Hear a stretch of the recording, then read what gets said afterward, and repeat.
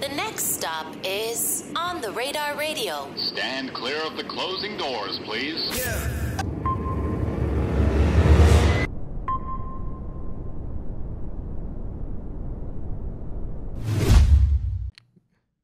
Yes, sir, baby. On the Radar Radio. Yo, very special guest in the building. Yeah. Medhane is in the building. Yeah, what up? What up? We out here on the Radar Radio. What's good? Welcome to the show. That's a very interesting hat. That's fire. Where you get that from? I got it from the spot, you know, in Bushwick, Brooklyn.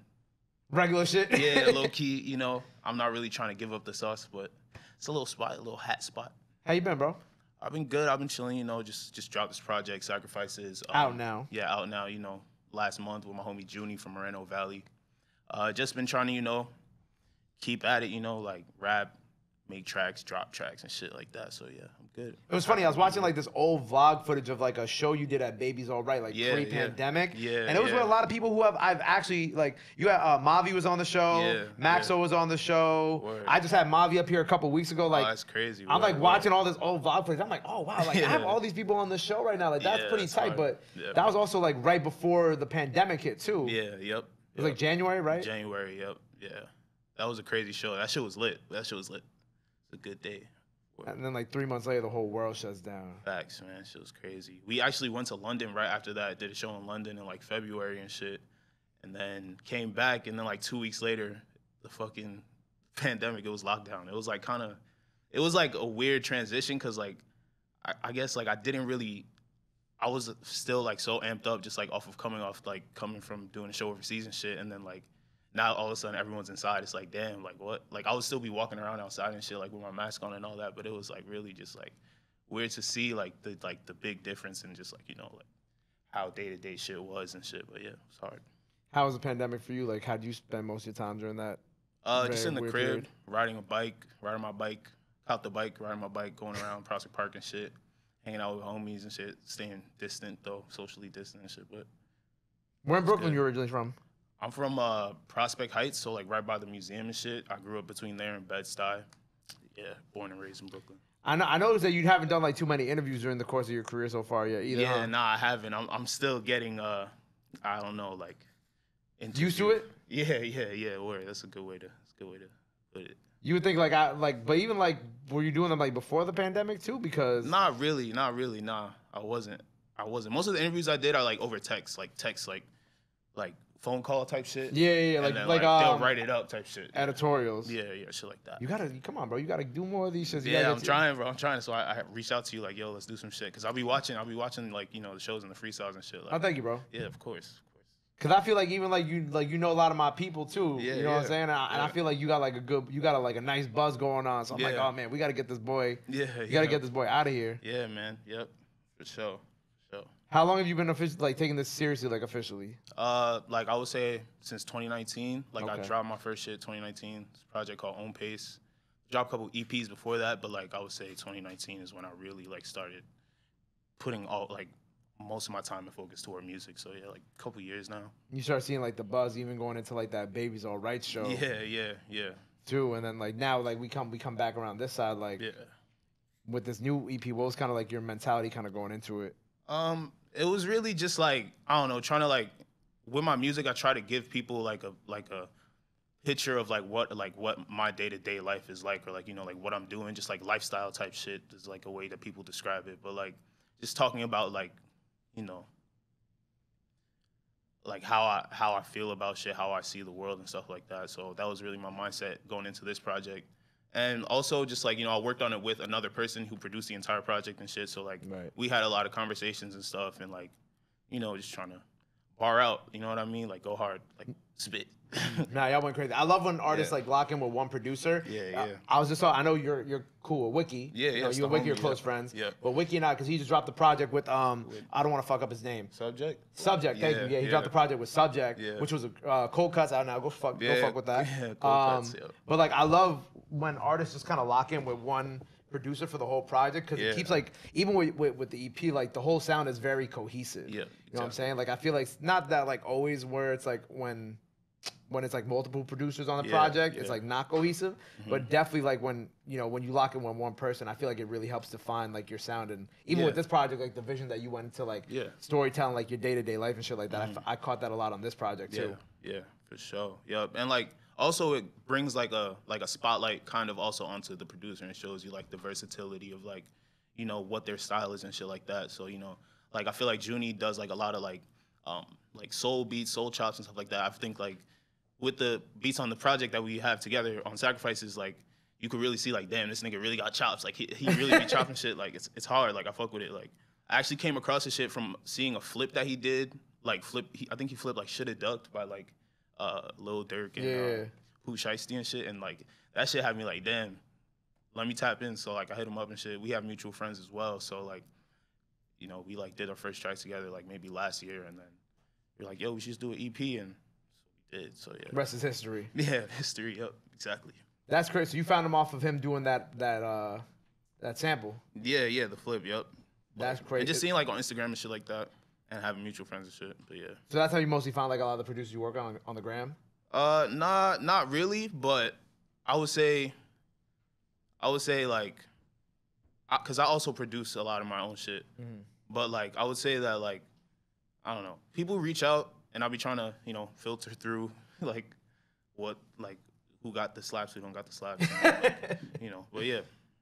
What doesn't slap for you? Yeah, what doesn't slap? Yeah, not like artist wise, but like what type like of beats don't be slapping for you? I feel like when it just feels like there's not too like it's not when it doesn't feel natural like when I can listen to it and like not like feel that it's like it doesn't feel natural, then like it's like not really trying to tap in.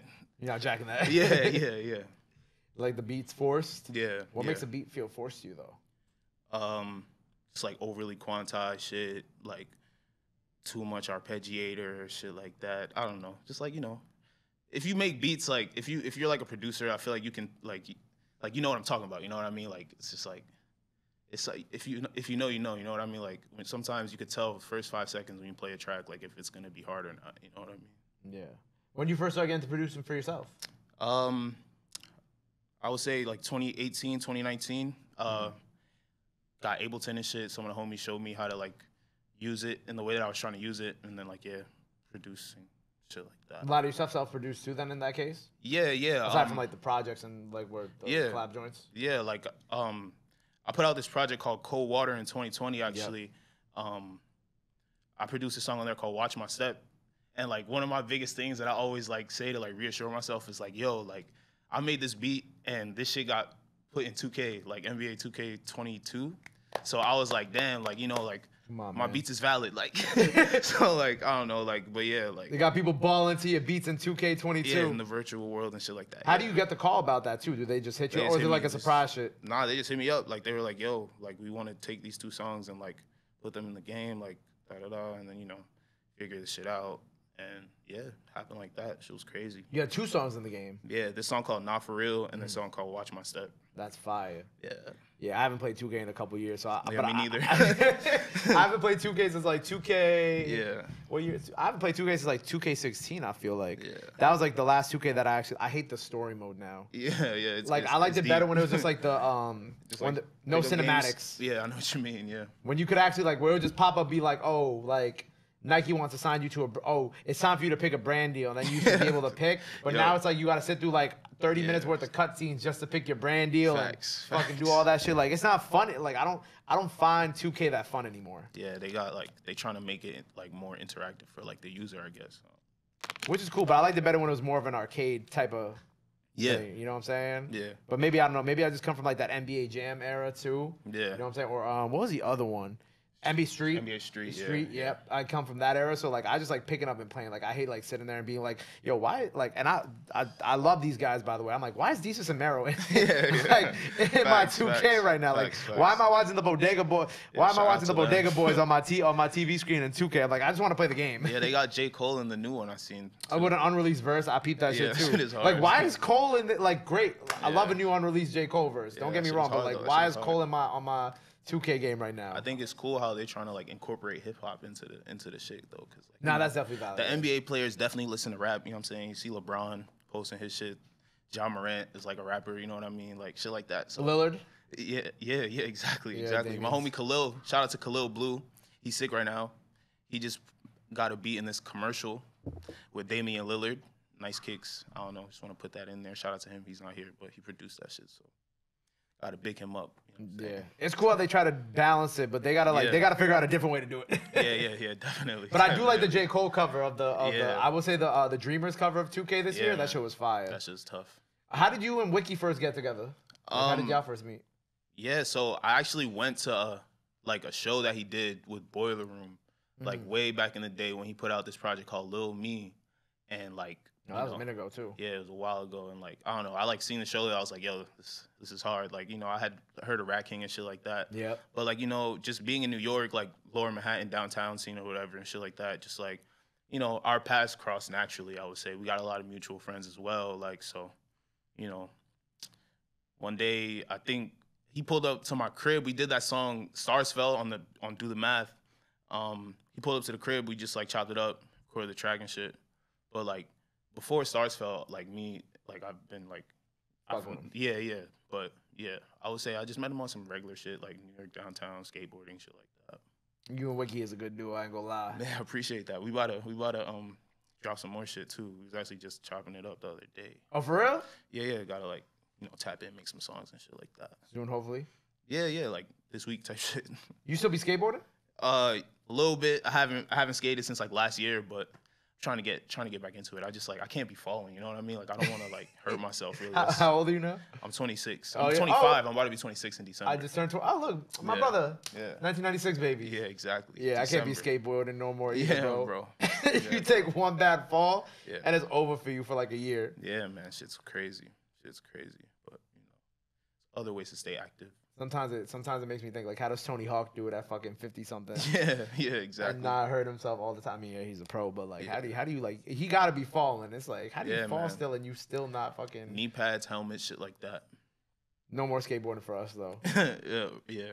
So what's next for you, bro? What you kind of cooking up right now? Obviously, Sacrifices EP is out now with Junie. I'm working on the next full length project. Probably gonna drop maybe like next year, middle of next year. Just working on that. Doing shows. Gonna do a show in Brooklyn in like January, February. Gonna do another show out west, and just putting in that work, rapping and shit. Oh, you know who I peep? Suave. You know Suave? Yeah. He actually hit me up like on the DM and shit, just like showing love. Like, yo, bro, like me and my homies be bumping your shit. Like, fuck with your music, da. And like that project he just dropped is pretty fire.